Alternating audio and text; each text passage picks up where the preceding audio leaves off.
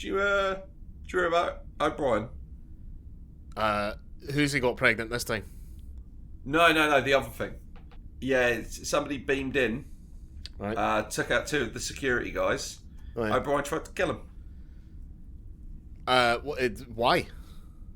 Oh, because he was violent. And he was in the room.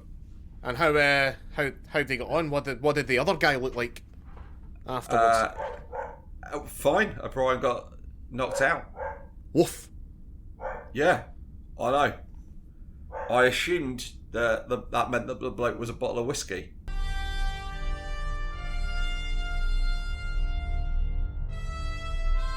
Podcasts. A Frontier.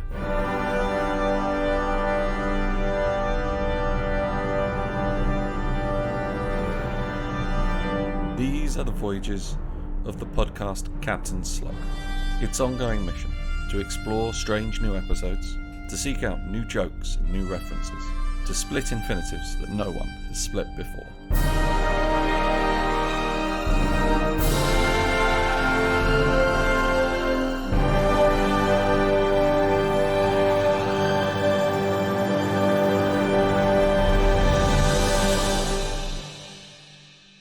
Captain's Log, Stardate 58. These are the continued voyages of me, Eddie Edwards, and my colleague, Mr. Mark O'Neill, as... I did it again, sorry. That's alright. Whatever. As we trek our way through all of Star Trek. Eventually my crimes are going to be discovered. And I've committed them under my real name. So it was more about preserving the purity of this podcast.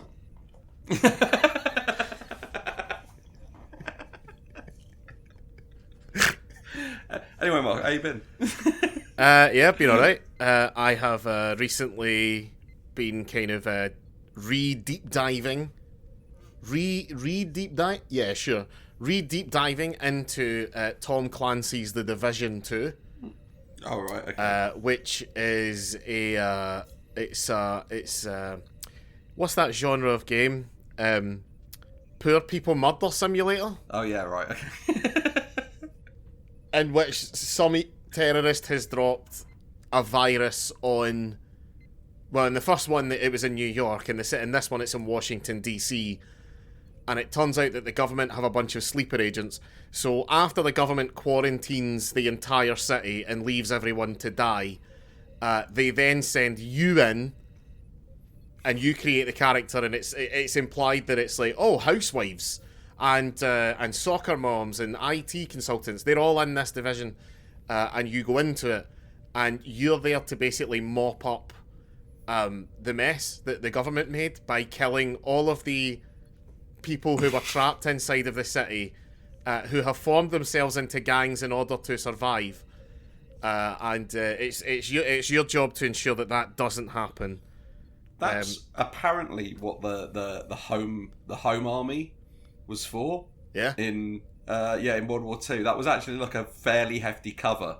Like they were like 98% useless, but 2% were like fucking commandos and stuff who had like war wounds from from World War One. So the idea was that you train them and they would be the sleeper agents and nobody really know who they were and they'd be able to fend off if Britain got invaded. So from what I'm hearing is Division 2 is the video game of Dad's Army. Yes, it's a case where it's got Tom Clancy's name attached to it, but is he alive still? No, he's been dead for.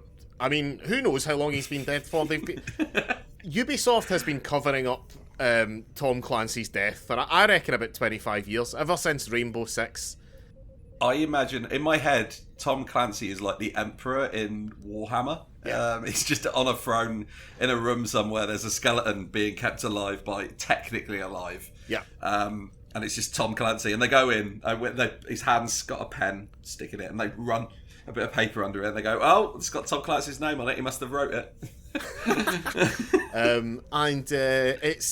It's good because it's what do you call it? It's a numbers go up game. Oh yeah. It's you are a level and the enemies are a similar level, and as you level up, the enemies also level up, but you also find guns, and sometimes the guns are more powerful than the guns you already have. Now, you might like the gun that you have, and you might say want to keep it from level 9 to level 13, but the game won't really let you do that because it doesn't matter. Look, it's essentially a part-time job.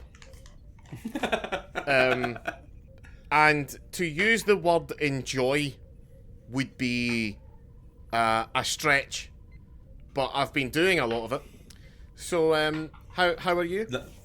I saw the Dungeons and Dragons movie the other day. It is delightful.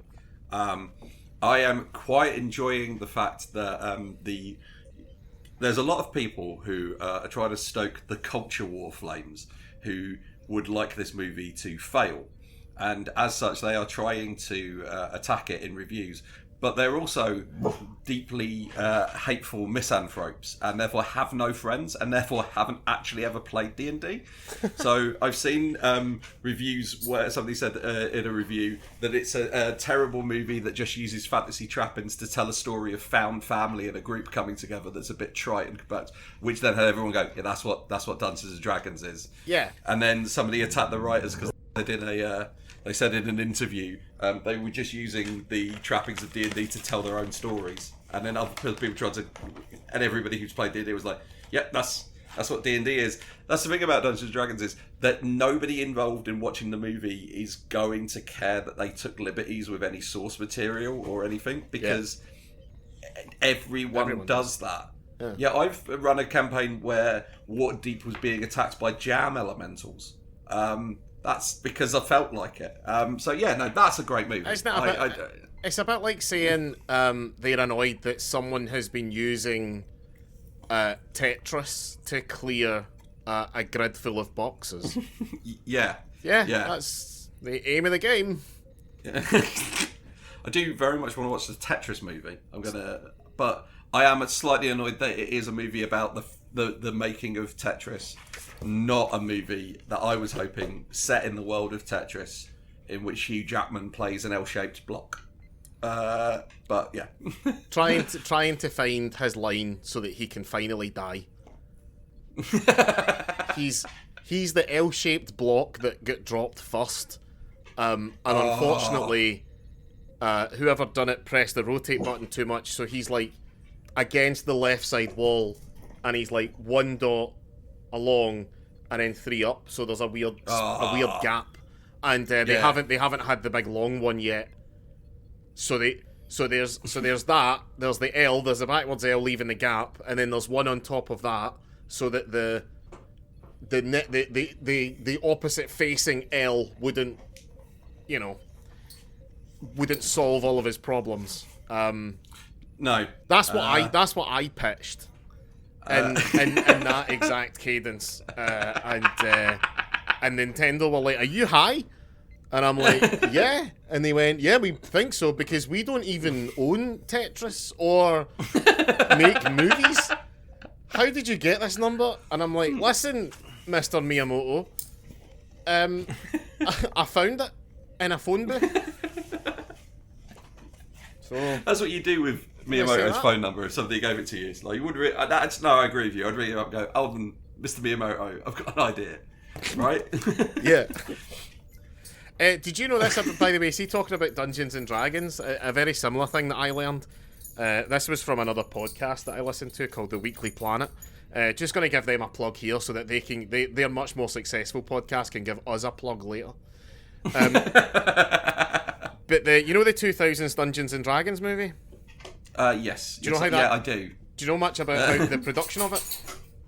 No, right. Not a lot. So the lad who directed it was sort of the kid of like people in the industry, but in the industry, I mean, I think like his mum was like maybe like an editing executive or something, and his dad worked in like special effects, like that kind of legacy, right?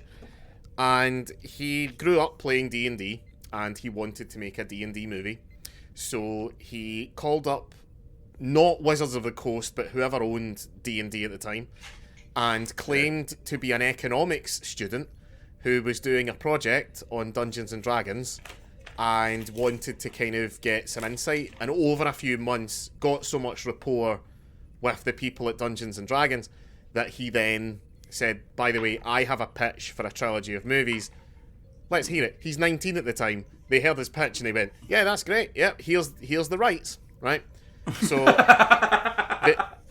mate, it gets weirder. That's the exact sort of bullshit that TCR would have done. Yeah. Oh, fucking get this. So he then is like, well, I'm the producer of this, but I need a team. I can't direct this on my own. So he eventually starts getting funders and executives and producers, including, and not simultaneously, Francis Ford Coppola comes on board, and James Cameron, right? Now, right. Who is, I guess, just so excited at this kid's moxie that he's like, this is 1999, I've just directed Titanic, so I don't need to do anything for a while, so I'll just hang out with this kid, see what he wants, right? He then went to a meeting at TCR and brought James Cameron along, and one of the first things that the TCR executives did was one of them looked at James Cameron up and down and asked him, what qualifications do you have to direct this film?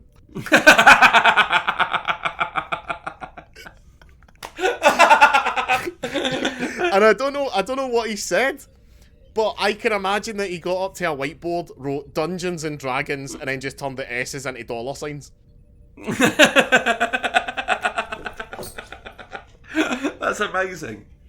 No, I love the idea of that, saying that to James Cameron, because I've looked at your filmography here, and I see a lot of robots, but not a lot of wizards. Titanic? That's some kind of porno. Antics? No, Titanic. So there you go. But speaking of somebody who has somebody who's way family in the business and has gotten himself a gig, this episode of Star Trek had James Cromwell in it, who is a nepo baby. Really? His father was a film director, John Cromwell. Did he make silent movies? Possibly. Yeah, I didn't look too far into John Cromwell. John Cromwell. Yeah, I didn't look too far into him because I was too busy going, it's Ephraim Cochrane. What's he doing here? And about 3 other characters. Yeah, he's Ephraim Cochrane, and also he's always a British admiral, and he's the farmer in Babe.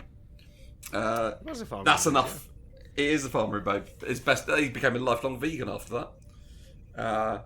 Is it? After that, is it because he kept hearing the animals talk to him? No, the pig talked him into it. Very well reasoned debate. Yeah. He's a bit of a bastard in this. He is. The plot of this episode, broadly speaking, is don't accidentally make an entire army of winter soldiers and then stick them on a moon.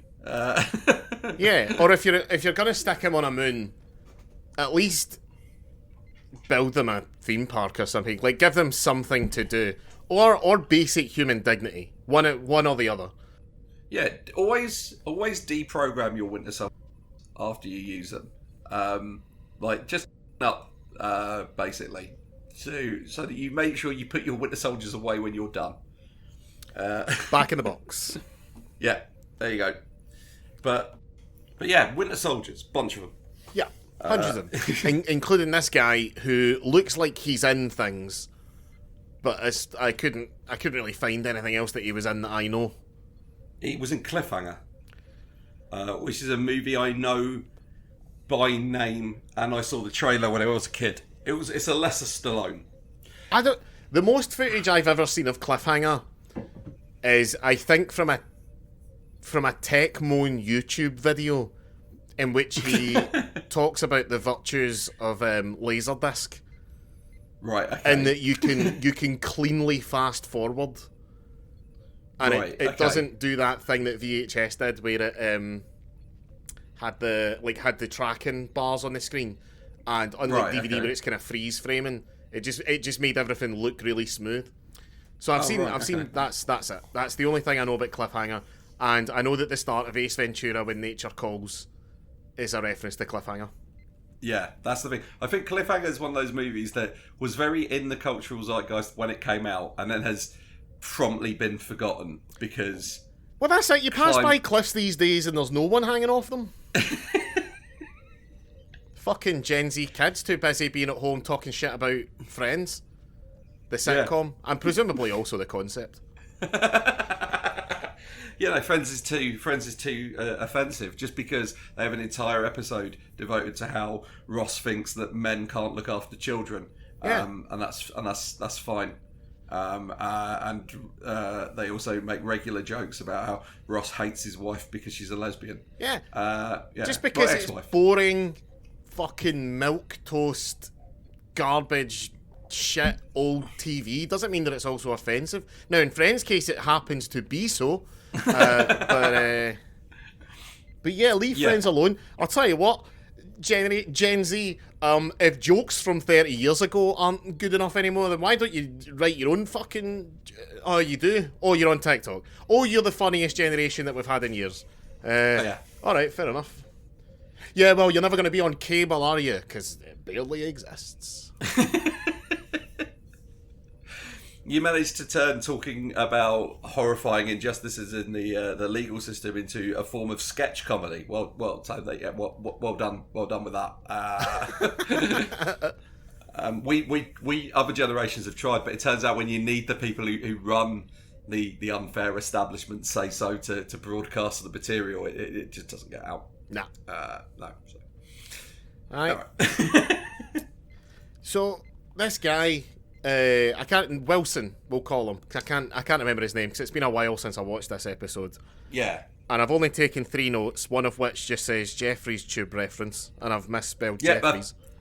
I think this is the first reference to a Jeffrey's Tube, which will become very important in later episodes. In this one, the Jeffrey's Tube is big enough for him to walk down.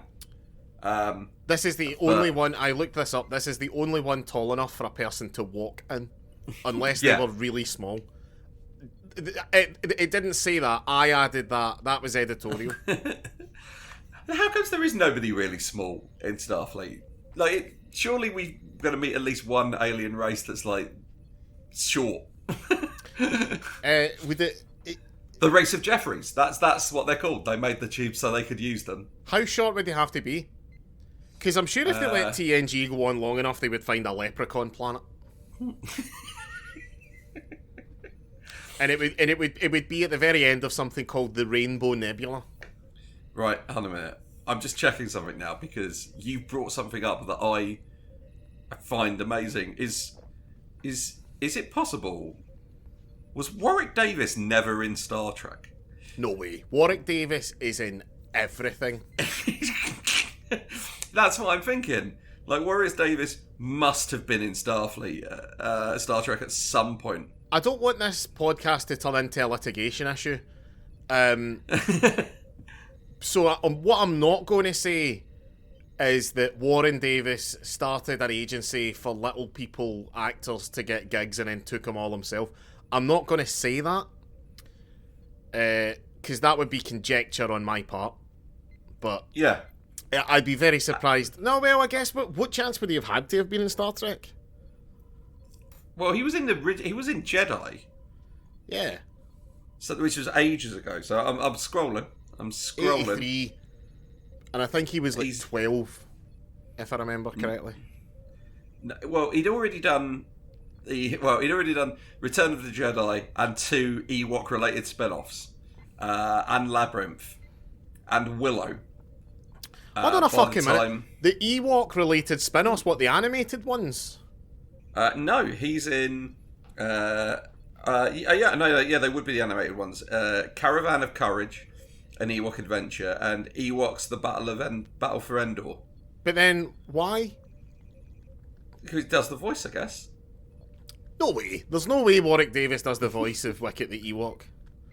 Was Caravan of Courage and Ewok Adventure animated? Because I'm looking at. I believe so. Maybe they weren't. I'm looking at a poster.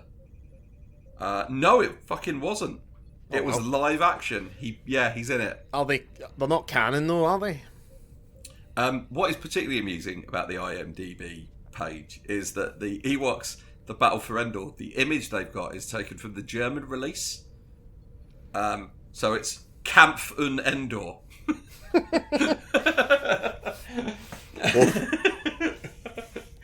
But that's a difficult read. Yeah, Wicked's book, Mine Endor, they wrote in prison after they failed Ewok Uprising. Talking about German, so you know how when Disney decided to make Tarzan, they called up Phil Collins and they said, "How many songs would you like to sing on the Tarzan soundtrack, Mr. Collins?" And he replied, "How many do you have?"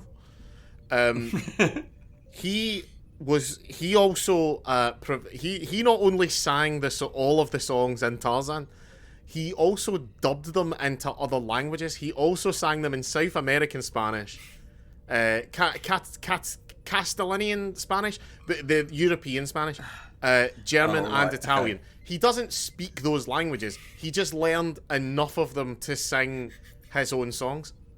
Is that like how Jackie Chan didn't speak English for like 15 years and they just held up boards with phonetically written what he needed to say were his lines? And then it got to a point where he kind of picked up enough English to muddle through because he's like, at this point it's getting offensive to people I'm working with that I can't hold a conversation. I mean, the thing is, at least the songs in Tarzan, like the bits of German he would have learned, the songs in Tarzan are actually kind of useful in everyday conversation. Like, he walks up to a German person with a picture of a toilet and says, "I want to know, can you show me?"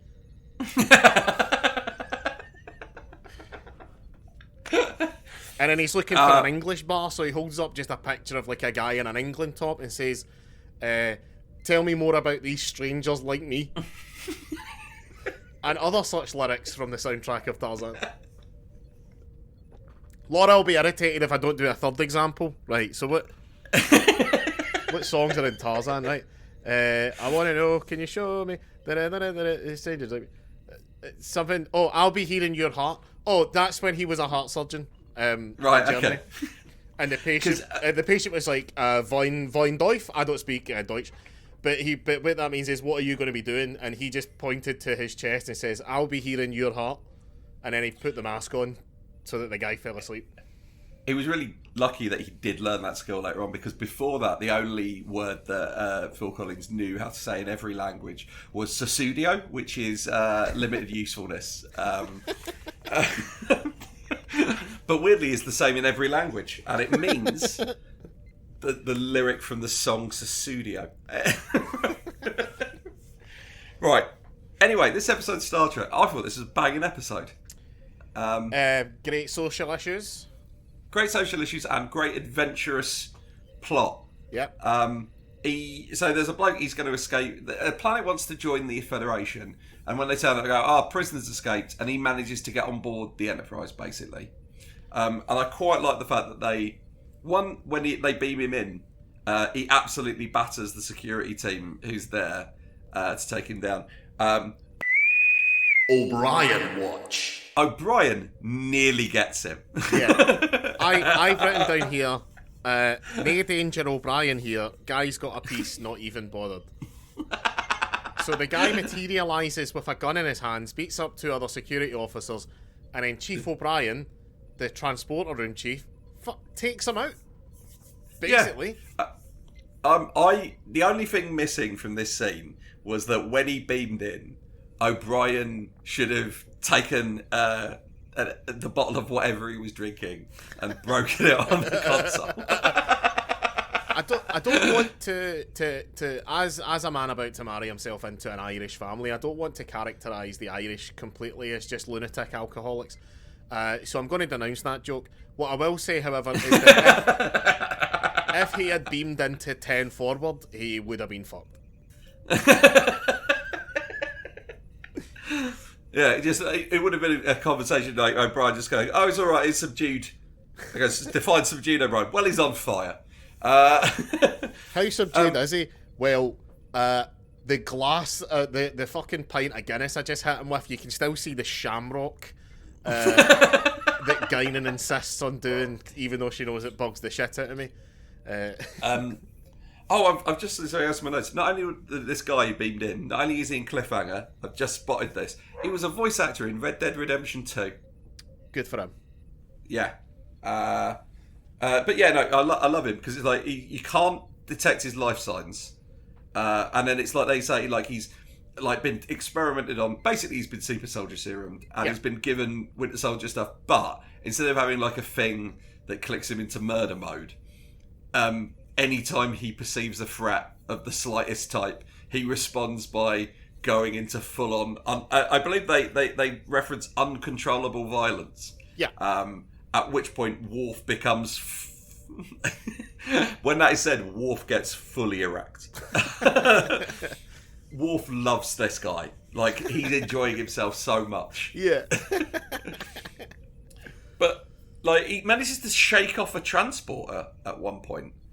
Because if they need to turn off the... Right, this is a question I've got. Because this is another case of this can't be how that works. Yeah. You can't beam through shields. That, I know. That's I fine. get that. Yeah. Fine.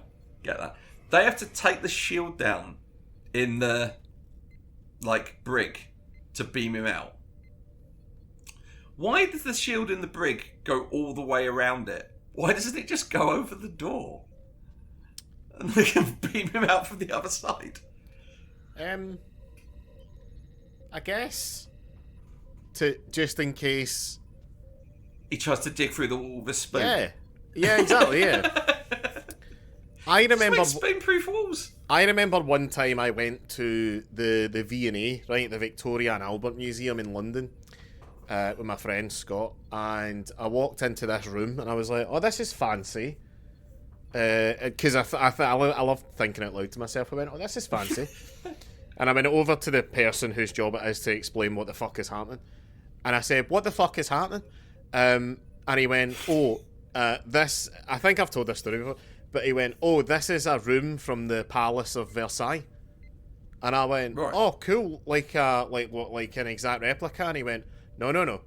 This is a room from the Palace of Versailles." So they built like walls around that room and then transported it over to London.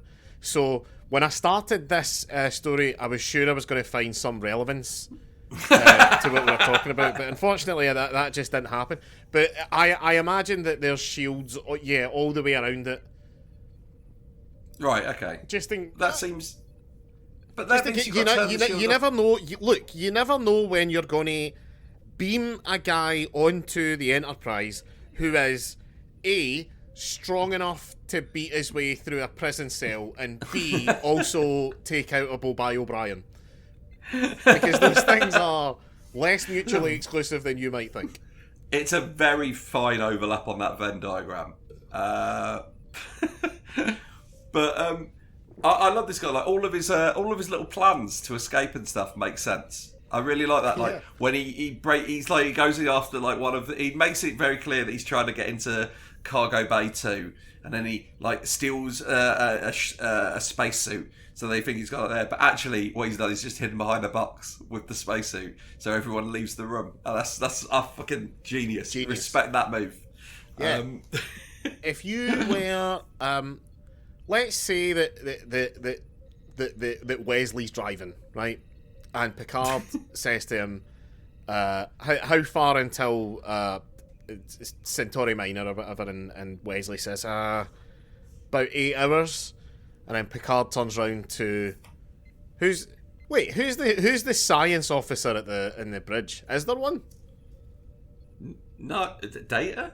Data, right? He turns around to Data, and he's like, "Data, what have we currently got going on?" And Data's like, not a whole lot, Captain, to be perfectly honest with you. And then Picard just like clasps his hands together, gets his big old French smile on his face, and says, "Right, it's time for a classic game of hide and seek. Where do you go?" Right. Okay, so Data's got to hide. Yeah, everybody hides, and Data's got to find them. Oh, is it Data? Who do you think would be the most fun? Worf. It's Worf. Worf has to find you. Yeah, Worf has to find you. See, we could get Geordie to do it, but no, Geordie's too hard. Yeah, because he can see through walls and shit. Yeah, so no, none of that. So yeah, you go with Worf. That's my thing. Right. Yeah. Right. Where would I hide? Yeah. I would do. I'd steal from the other science fiction franchise. Get myself in a shuttle, get outside, and just sit it on the back of the Enterprise. Ooh, Yeah, that's pretty nice good. and easy. Yeah. Yeah, or just in a cupboard. I don't know. Yeah. That's I would either put myself in the transporter, what is it called, the bundle, the buffer, the transporter buffer, or oh yeah. I would just stand directly behind Worf at all times. Because Michael Dorn is a big man. He looks like he has a big turning radius. And famously, Klingons have a very poor peripheral vision. Yeah, exactly. Yeah. Yeah. But I was going to say, I've got written down here. So this guy is guilty of apparently 84 murders, but they don't say how many of those were in this war that they were fighting. But also, 84 murders isn't that many. That's about a John Wick movie. Yeah. Because I know that by the end of John Wick 3, he was up to 299 murders. Because I was watching a video about how he'd end up with a death toll of over 300. And unless he only killed one person in John Wick 4, which would be mental. That movie's 3 hours long. Imagine it was just a therapy session when at the very end John Wick kills his therapist. No, someone else kills his therapist. And then John Wick 5 is getting revenge for his therapist. Yeah. And his therapist, his name was Gordon My Dog. And John's holding the gun at whoever he's caught for it and says, "You killed my dog." The guy's like, "No, that was 3 movies ago." Have you seen John Wick 4? No. Because one, it's great. Yeah. But 2, I saw a thing with the directors, and apparently the timeline from John Wick's dog being murdered to the end of John Wick 4 is like maybe 6 months. Yeah.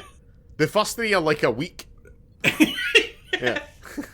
John Wick's Crazy Murder Week. I went to see the John Wick trilogy at the Prince Charles with 2 guys who'd never seen John Wick before.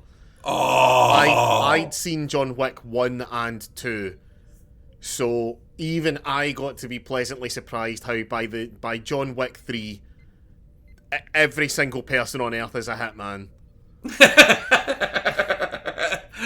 I love that very quickly in the first John Wick movie, they have the police turn up at John Wick's house, and they're like, "Oh, you back, John?" And it's like, "All right, the police are corrupt, therefore you don't need to worry." And they were very much, "You don't need to worry about what the police are doing for the rest of this film, or as it would turn out, any of this." That's it, man. Like, I mean, I don't really think John Wick gets a particular rep. I don't. It's not seen as like this kind of mindless action franchise by anyone I've ever spoken to. They either have very little opinion on it, or they really enjoy it. But John Wick it's a pretty tight script. I mean, very little of it makes sense from a sense point of view, but all of it makes sense from a John Wick point of view. You know how I just want to say something about John Wick 4, which is going to make you delighted. You know how whenever there is a decision to be made in a John Wick script, the decision is always, what is the most awesome thing we can do? Yeah. Right? Do you know that Danny Young is in John Wick 4? Oh. Did you know he's playing a blind swordsman? There's literally no reason he needs to be blind. No. Not at all for the script of the movie. Except they went, that looked cool, wouldn't it? Yeah. Do they team him up with Ruby Rose, who's deaf? Unfortunately not. In the universe of John Wick, so we will get back to this episode of Star Trek, but very much the John Wick of episodes of Star Trek. Yeah, but... and also, look, we've been talking about Star Trek for over 50 episodes now. We have very little to say about the characters anymore until the characters themselves start doing interesting things. So we're going to talk about John Wick for a bit. You know how in John Wick, the assassins, they're all assassins, everyone's a hitman, and they kill people, and then they get, like, gold coins? Yeah. How... Like, as far as I can tell, those gold coins are only really useful for exchanging for stays at that hotel. Yeah. Now, Stays in assassin hotels. I don't know. I've been in some swanky hotels in my life, like through work and just through connections and hanging out with people and things like that, right? But I don't. No, I'm not going to say I don't. I know. I don't think there's a hotel out there swanky enough that could pay me in stays there to murder people. But then at the same time, does that just come down to my low self-confidence in my ability to murder people? Yeah, you don't have the training that John Wick has, and you don't live in a world where everyone is a murderer. Yeah. Because in the John Wick world, you don't have to feel bad about killing I'm not a people. woman. You don't have to feel bad about killing people in the John Wick world. Because every person you kill is a murderer by definition. Like, by the time you... Basically, in the world John Wick inhabits, right, by the time... your first year at primary school, it's only anticipated that half the class will make it, right? Yeah. And they'll have been killed by the other half, much like the American school system. But... so this guy is kind of the John Wick of the Star Trek universe. Yeah. He's a highly motivated, and also we should point out there's loads of them. Like he's from they say he's escaped from a prison colony, and then later on you learn in the episode that it's a prison colony specifically built for John Wick Winter Soldiers that they made for this war. Yeah. And then they and the worst thing is I love the conversation later on with old Judge Cromwell's character, where they're like, "Well, can't you get psychologists to deprogram them, do a Wakanda on them?" And they're like, "Well, no. What if we need them again?" I'm like, "Oh, yeah. You bastards!" and look, right, I get it. I'll point this out now because otherwise, we'll get comments after all my crimes come to light, and people go back and listen to these, just to see. Just to try and get into the mind of me. Obviously, this is based on soldiers coming back from Vietnam. Yeah. Which is what the song Born in the USA is about. Yes. Which the USA used as their theme at the 2012 Olympics. Which is a song about Americans who are very highly trained sent overseas to use and learn skills that will be essentially useless to them when they come back into society. Yeah. And also not giving them the psychological training to disassociate to the point that you could kill a man, and then not thinking it might be an idea to, undo that a bit before you bring them back. What Olympic sport do you think trains people to be the most efficient killers? Biathlon. Is that gun and skiing? Yep. Because I was going to say javelin, but the problem is you would need to, in order to be a very effective javelin assassin, you would always need to be you'd always need to be quite a specific distance away. Like you couldn't do it when the person was too close, and you really couldn't do it when the person was too far away. I disagree. I reckon if you're an Olympic level javelin thrower and you throw a javelin at me and I'm 4 foot away, I don't reckon I survive. I could definitely survive a hammer throw because I would see them turning round. Yeah, no, and that's when I'd start running in a zigzag pattern. That's why if you're going to kill someone using the hammer, you need to have an accomplice who's going to stand in front of you. Basically, you need a curtain in front of you and an accomplice with a rope. So you can spin around behind it, and then when they pull back, that's when you let go. So the person's got no time to react. Like a curtain goes up, and they get whacked with a hammer. Aye, exactly. Or just use a claw hammer. Walk up, bang. Did you notice that Data really put his foot down on the pronunciation of the word censor? Because everybody else was saying censor. Yeah. And then Data wasn't having any of that. No, censor. No, censor. Yeah. And then all of a sudden everyone was in line. I like that he pops in to have a chat with trained killer to be like, oh, this is unusual. I'm trying to learn about the human experience. You're a bit baffling. Explain yourself. And the bloke's like, oh, this is odd enough. I'm gonna tell this guy I'm either gonna kill myself He goes, I'd kill myself except for the fact that my programming literally won't allow me to do that. So instead I'm going to try to die. One thing I've got in my notes, Mark, and I've noticed this, because I've got one word in here, underlined. And that's because when Picard goes to talk to James Cromwell about what's been done with these people and why they've been put in a place, he says that the decision to put these people in a big penal colony on the moon was the result of a referendum. I've got that word underlined, and I'm just saying, maybe the people weren't informed enough to make a fucking proper choice. Yeah. My least favourite thing about the word referendum is that U that really sneaks up on you. Yeah. It's got no business being there. That's an R and E based word. And then that U just sits in. The U in the word referendum to me feels like the people who say could of. Oh, it just feels wrong. I don't like it. Because if you in a weird way, I'd be all right with an A. I'd be all right with an A. That's what we called it in Scotland. Referendum. Because I think the U is the vowel that's furthest from the E. Yeah. In the vowel family. In the family of noises. I think it's kind of ironic talking about it, because obviously the referendum, the recent, I say recent, 7 years ago, mate. Yeah. The referendum on Brexit compared to the referendum on Scottish independence, basically both come down to the voters not really understanding what they were voting for, but for very different reasons. Which yeah. I would say the Scottish people were a lot more informed, but the problem is we had no idea what you fucking lunatics would do immediately after it. Yeah. And to be clear, I mean, as soon as Scotland gets independence, I'm starting a campaign for London to get its. So, because we all voted Remain. Fucking hell.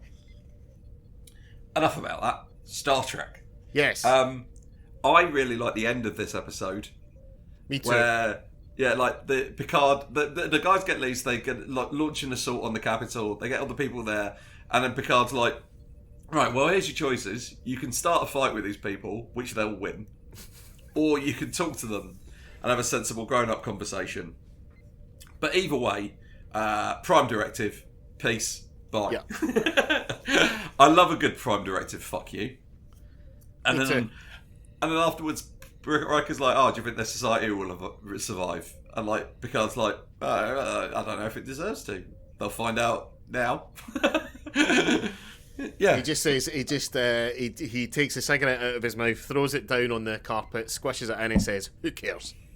And fucks off. Yeah, he doesn't even smoke. He just has cigarettes that he lights because he likes making more work for the people who clean the carpet. You never Do you see. think the Enterprise has cleaners? I was going to say this. You never see janitorial staff, No. and even if you do, there's still the question of like they've got to exist, but also because there's carpet everywhere on the Enterprise, right? Yeah. So somebody's got a Hoover, and that includes the bridge. So I'd love to see an episode of Star Trek where they have to go to Red Alert while somebody's hoovering on the bridge. Because it might not seem it to the people who know me, but I like a bit of a clean. Depending on what I'm doing. Like if I fell asleep today and miraculously woke up in the 23rd century, Yeah. and they were like, good morning, Mark, it's Star Trek times, I'd be like, great.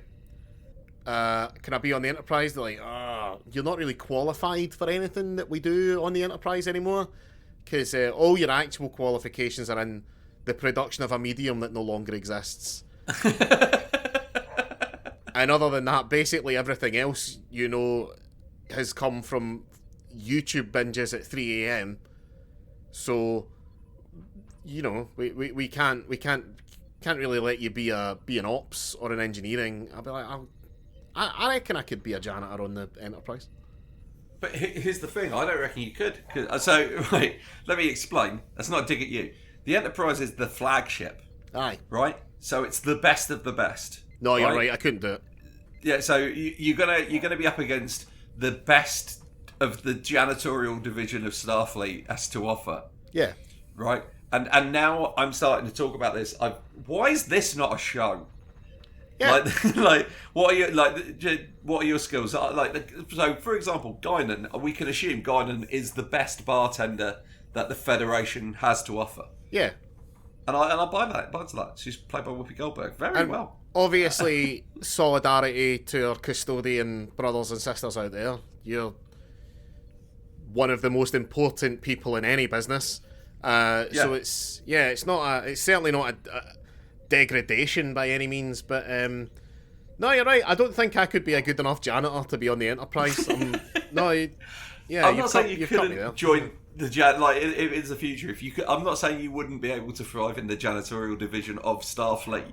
I'm just saying aim lower than the flagship. I could get on the Farragut. yeah. Fucking Kirk was on that. Yeah, the Stargazer. Yeah. Put me on one that's slightly smaller so there's less things to do.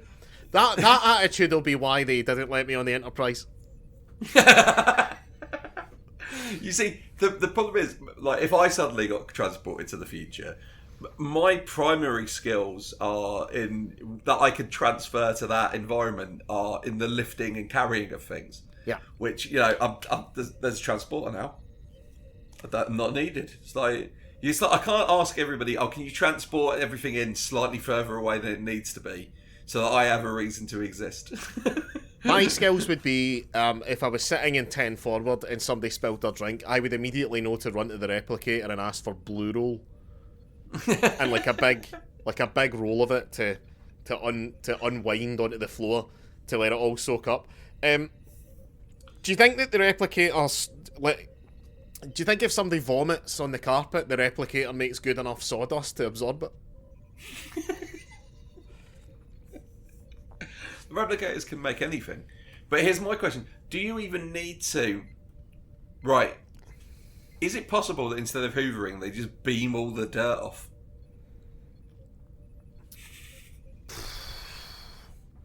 I don't know. This is the problem. It's never addressed. This is the thing. Star Trek obviously pisses all over Star Wars for like an actual conceptual universe that works properly.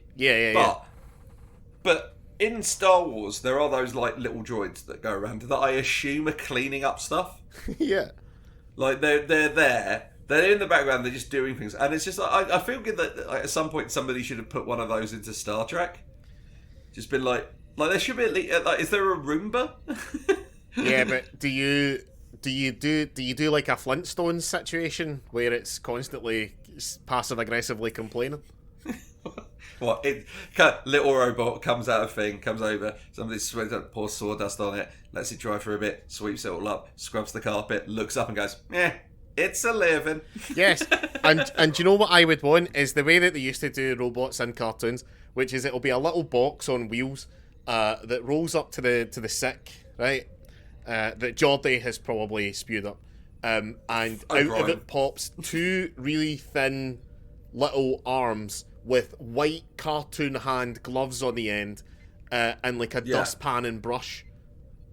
Yep. Yeah, so it's not like a Hoover. It's just a little pair of arms that put it in, and then Geordie, who's leaning against the wall over where he's just been sick, looks down, sees a pair of arms, and is like, "How could I get that back to my fucking quarters?" No, don't be silly. Geordie would do the logical thing, which was go and flirt with a version of that droid on the holodeck. Yeah. Do you think you could replicate a decent fleshlight? I think Geordie's written several papers on the issue. Do you think you could? Do you think you could ask for one of the ones, like one of the specialist fleshlights, like the one that's like the fleshlight, but it's the sole of a foot? I thought you were going to say the one that Worf uses is the soul of a vanquished enemy. But that's conceptual on a level that I can't comprehend. Yeah. I don't understand that foot fleshlight, man, because feet on their own are already pretty useful in the old carnal arts. I don't need a vagina on them as well. No, it's I feel like you've severely misunderstood my order, Mr. Miyamoto. Now, anyway, about that Tetris movie.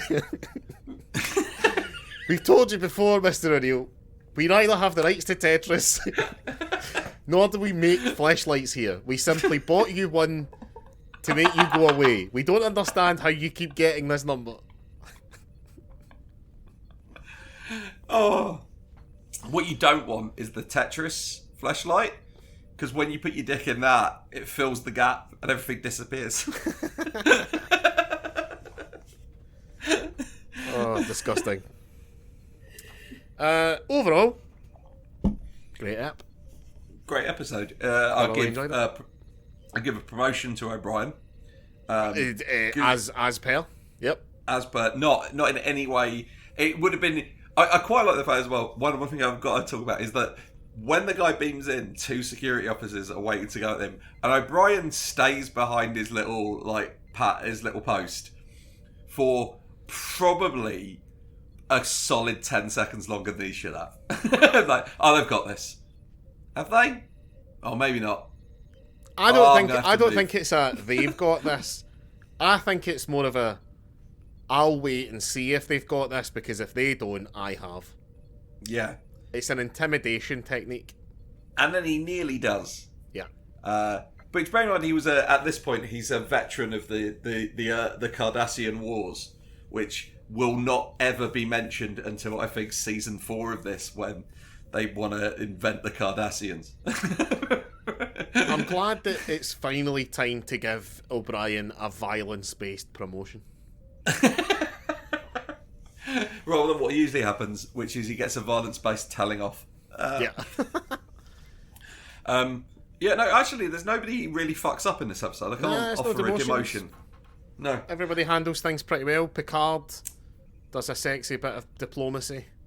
Yeah, it's a pacey, sort of action-y episode that could... this is the kind of episode in Star Trek that could exist without having, like, the bigger social questions around it. Yeah. But it does have that nice social question, and that's Yeah. kind of like the extra bit thing you get with Star Trek that you don't get with your normal sci-fi. Of like, oh, what are the ethics of this? I mean, this one's a bit fucking clear-cut. Yeah. It's not really a both sides issue on this one. It's like, no, you made an army of killer men. Or as you trained a bunch of people to kill, like, and as Kent Brotman says, you call it the army, we call it the Killbot Factory. Yeah, you made an army of killers that you yourself were not willing to kill. So yeah. You fucked up, Jim. If you're gonna make an army of killers, right? Look, you learned your lessons from the Marvel universe in how to create your killers. You Winter Soldier them. But what you needed to learn was the lessons from the DC universe, which is you need to Suicide Squad them as well. Yeah. Right. Yeah. Yeah. All in all, yeah. pretty good. Good episode. Yeah. If you watch this, you enjoy it. It's a good one. Yeah. Excellent. Yeah. Well, bye. Bye.